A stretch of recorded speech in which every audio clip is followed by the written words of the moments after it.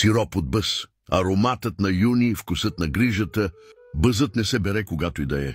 Само когато е нацъфтял, бял, пухкав с аромат, който се усеща от улицата. Баба казваше, като минеш и те удари миризмата, значи е време.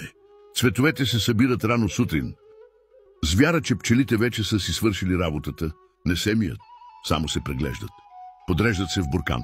Заливат се с вода, лимон и понякога малко лимон тузу, нищо излишно. Стои на слънце. 3-4, понякога 5 дни. Всеки ден се разбърква с дървена лъжица. Ароматът става все по-силен, все по-нежен, все по-спасителен. После се прецежда. Добавя се захар, колкото поеме. Вари се, кратко, но с внимание. Излива се горещ в бутилки. Затваря се. Прибира се на тъмно. И после чакаш.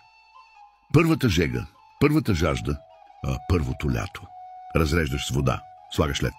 Мента, ако имаш, и отпиваш, и мирише на двора на баба, на бели пердета, на боси крака на теракота, на дом, който вече не е същият, но в тази глътка още съществува.